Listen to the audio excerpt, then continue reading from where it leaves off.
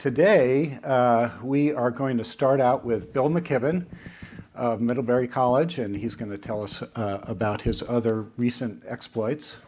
And the idea here is to start the morning with a kind of an analysis or assessment of the Biden administration's climate agenda.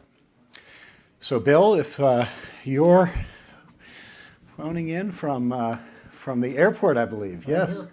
Greetings. Yes, all right. Good to see you. Good to see you. Hey, we were talking about you last night. Your ears might have been buzzing. David Abel and Ron Susskind was our conversation, and he attributed to you the initial notion of the metaphor of the comet streaming towards Earth. So can you confirm or deny that you uttered something like that at some point prior to Don't Look Up? You know, I've been working on climate change so long. I wrote the first book about what we then called the greenhouse effect back in 1989, that I'm afraid I've used every possible metaphor that there is at one time or another, including that one. But Ron and I have talked a lot in the last little while, and the movie was remarkable, and has had I think a certain amount of psychological impact. It's one of those interesting moments in this long, sad, strange saga. Yeah, well, we talked a lot about Hollywood and the instrument of comedy and satire in communicating, and we want to talk about communicating about climate change for a bit, as your time allows. Again, this is a group of about 30 climate journalists from all over the world, and the discussion thus far has been a sort of a through theme of the element of land and land use in the climate crisis, and a little discussion about how journalism is sort of stepping up and rising to the moment of covering climate in these perilous times. But I want to take a moment. I know it's a tall order, but would you give us your assessment of the Biden climate agenda, where it's stuck, where it's moving forward? We're going to hear from the U.S. Department of Transportation shortly about infrastructure and how those investments are starting to fan out. What's your take on where the Biden climate agenda is now? Sure.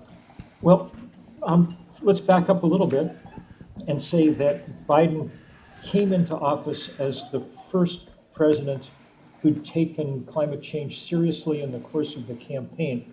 It may not have been entirely his great desire to do so, but pushed from the left by both Sanders and Warren, climate had become, for Democratic primary voters, the number one issue in most polls, and definitely, and by a very large margin, the number one issue for young voters that Biden very much needed in his coalition. So in the course of the summer before the election, Biden convened an issues working group around climate change with three nominees from that Bernie Sanders put up and three people of his own. Bernie's crew included Alexandria Ocasio-Cortez and a wonderful woman named Varshini Prakash, who headed the Sunrise Movement, the youth movement that had come up with this Green New Deal concept. Biden's team included Gina McCarthy, who went on to be his domestic climate czar, and John Kerry, who's been his international climate envoy.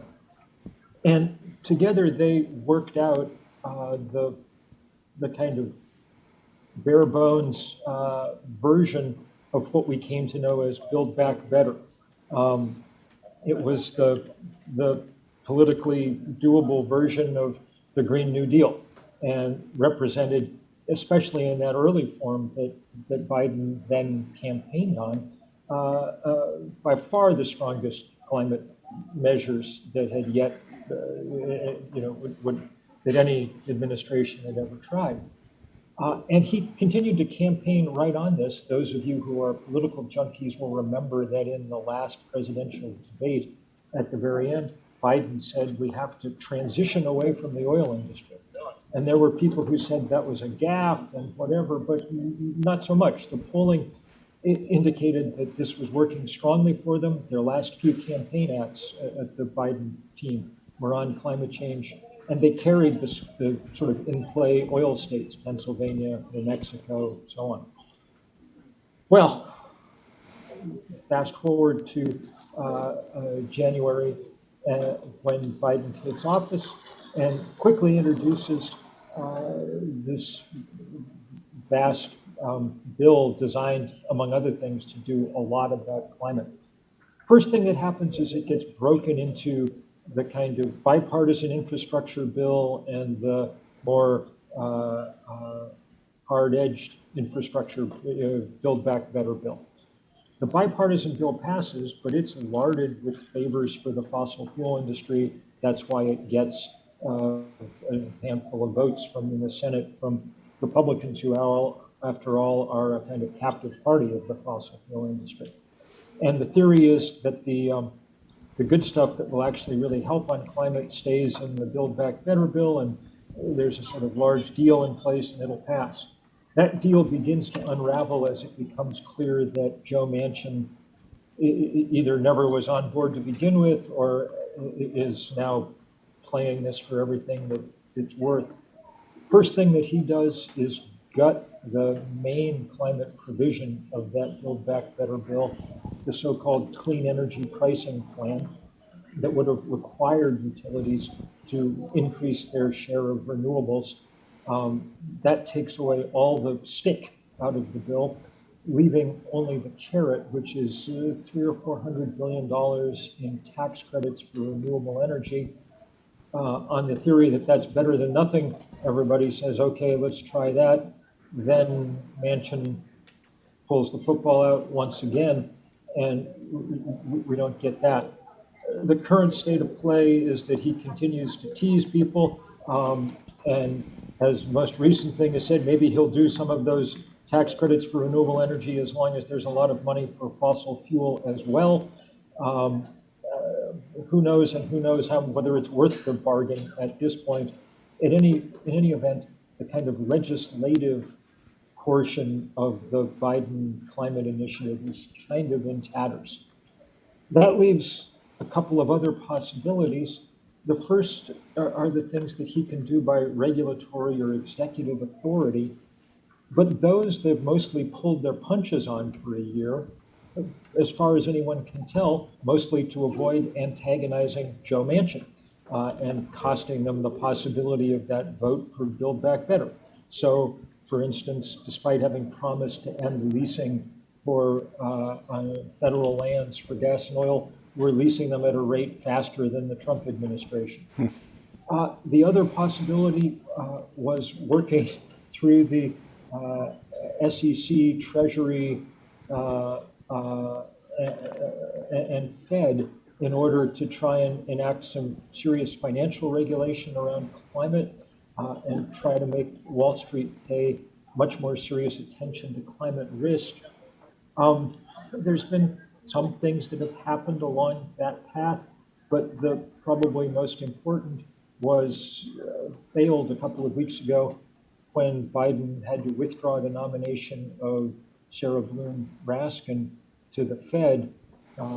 She had been strongly in favor of forcing companies to analyze their climate risk, and that's why Big Oil came out very strong against her.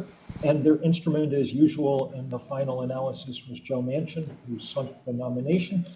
Joe Manchin's taken more money from the fossil fuel industry than anybody else in Washington. Not an easy contest to win, but he won it, and the return on investment's been spectacular. And probably many of you saw the really epic piece of reporting from Christopher Flavell and Julie Tate in the Times last week, finally detailing in all its ugly glory precisely what Joe Manchin's own financial involvement with the fossil fuel industry has been. By their account, basically his entire career has been devoted to maintaining endless public subsidy for the one coal-fired power plant that he has a huge interest in West Virginia. It's about as sordid a story all along as we can get. One remembers that last summer there was a hidden camera video released of the chief lobbyist for Exxon explaining all the tricks that they had used in Washington to maintain their dominance, even in an age when polling indicates that the vast majority of people want action on climate.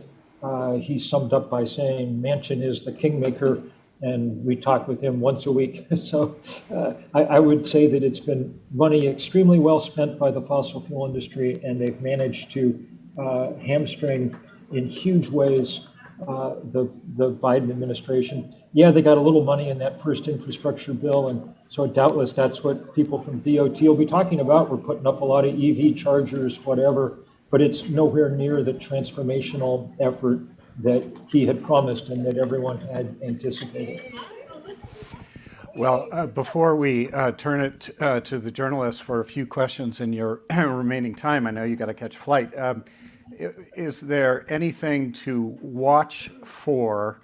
I'm picturing, some sort of, plane that gets, that's trying to land and it just gets stripped away of, until there's only like the fuselage left. But what would Yes. you say? Is there something to watch? So there is something to watch for. As with many other parts of the agenda, Vladimir Putin has scrambled things with the war in the Ukraine. And it could cut either way. Clearly, it's a war about fossil fuel in many ways. Not maybe a war for fossil fuel in quite the way that some of America's misadventures in the Mideast have been, but a war funded by fossil fuel. Vladimir Putin's export earnings are 60% oil and gas. Look around your house and try to find something Russian to boycott, unless you have a old bottle of Stolichnaya in the back of the liquor cabinet. There's nothing. All they do is sell people oil and gas. And not only that, their main weapon against Europe has been the threat for 2 decades to turn off the taps, and that's kept Germany and France kind of cowering. The invasion of Ukraine upsets all that. The oil industry has responded, as always, by saying, well, let's pump more oil here and more natural gas and get it to them. That's a foolish strategy in many ways. Quite aside from the fact that it merely adds to the ongoing climate crisis. And remember, it was 70 degrees above normal in the Antarctic 10 days ago. It also really fails to undercut Putin in a meaningful way. Oil and gas is a global market. As long as there's any demand for it anywhere, Putin has stuff to sell. So there's been a sort of counter argument from some of us that this is the perfect moment to seize and use as the pivot point to move to what's now highly affordable renewable energy. I put forward a plan called Heat Pumps for Peace and Freedom, arguing that we should do sort of what we did with Lend-Lease before the Second World War and invoke the Defense Production Act to build millions of what are essentially reversible air conditioners and get them off to Europe. Excuse me. Bless you. Get them off to Europe in record time so that there's a lot less demand for gas by autumn when it gets cold again. And there's been some interest apparently in the administration in taking that up, or at least noises about it from various people. But we don't know. For the moment, the oil and gas industry is winning this battle as they do most, simply because of their extraordinary influence. But I will note that day before yesterday, Thomas Friedman, writing in the Times, and I think one could safely describe Thomas Friedman as the embodiment of the conventional wisdom in most times and in most things, which is a useful barometer to have of sort of where things stand. Wrote an op-ed that sounded remarkably like the long piece I had in the New Yorker a few weeks before, just arguing that this was the moment to stop burning stuff, get off fossil fuel once and for all, move to renewable energy. The fact that it's highly affordable now, that its price has dropped 90% in the last decade, should be re-scrambling our thinking. It hasn't yet penetrated quite the kind of Washington policy class yet, but the fact that people like Friedman have picked up on it in a big way is a good sign that we're getting closer. So we shall see. Joining us is Andrew Wishnia, Deputy Assistant Secretary for Climate Policy, the U.S. Department of Transportation. Andrew, thank you. Thank you for joining us. Again, this is a group of 30 climate journalists, and we've been in this two-day workshop talking about the role and importance of land and land use in the climate crisis. And we would like to hear from you about the Biden administration's climate agenda and climate infrastructure, and how's it going so far? So we'd like to hear from you. Are you on your way somewhere? We want to be mindful of time, but thank you for joining us remotely like this. No, it's a pleasure, and I have to apologize for my setting. We had an incident with our one-year-old. Everything's fine, but so I'm calling you from my car rather than my my office. But it's a real pleasure to be here. Wanted to make sure that that I kept this appointment, particularly for all the journalists in the audience. You know, because we have such a important moment, and I'm so grateful first and foremost for all of the journalists for capturing this moment, and particularly in the transportation sector. You know, my small corner of the universe at the Department of Transportation, we have the greatest source of emissions as a sector now, but it also represents the greatest challenge, at least within the United States. So we want to do everything that we can to be helpful and to help spread the word about what we're doing and how we need the public support. The thing that's gotten the most attention is the infrastructure legislation and funding that has been established thus far. What's your assessment on how that money is getting out and how it could or could not be transformational? So as most folks know, but just the table set, in November 15th of last year, the president signed into law the Bipartisan Infrastructure Law, which provided $1.2 trillion for infrastructure, you know, across a number of segments. Within the U.S. Department of Transportation, we own about half of that. It is a once-in-a-generation investment. But I think to the sort of point of your question, it depends on how that money is spent.